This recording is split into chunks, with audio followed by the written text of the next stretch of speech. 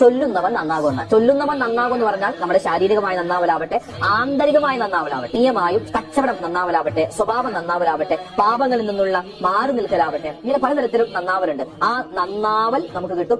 ഇത് ചൊല്ലുന്നവനും ഇവന്റെ മാതാപിതാക്കൾ, ആ മാതാപിതാക്കൾ മരണപ്പെട്ടു പോയവരാവട്ടെ, ജീവിച്ചിരിക്കുന്നവരാവട്ടെ, ഓഫിറ ലഹു വാലി വാലിദിഹി, അവനിക്കും അവന്റെ ഉമ്മാക്കും വാപ്പാക്കും അല്ലാഹു തആല പുറത്തു കൊടുക്കുന്നതാണ്.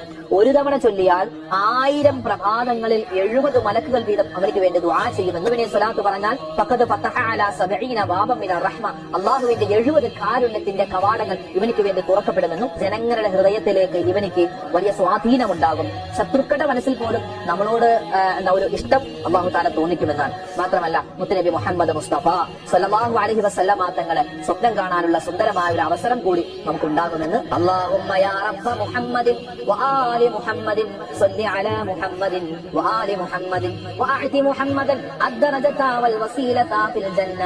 അല്ലാഹുമ്മ യാ റബ്ബ മുഹമ്മദിൻ വആലി മുഹമ്മദിൻ ജിസ് മുഹമ്മദൻ സ്വല്ലല്ലാഹു അലൈഹി വസല്ലം മാ ഹുവ അഹ്ലുഹു. ചൊല്ലുന്നവർ മുടക്കണ്ട, ചൊല്ലാത്തവരുണ്ടെങ്കിൽ ഒരു ദിവസം ഒരു പ്രാവശ്യമെങ്കിലും കുറഞ്ഞത് ഈ സ്വലാത്ത് ചൊല്ലണേ. നിരവധി പ്രതിഫലങ്ങളാണ്. മറ്റുള്ളവർക്ക് എത്തിച്ചു കൊടുക്കാൻ വിട്ടുപോകണ്ട.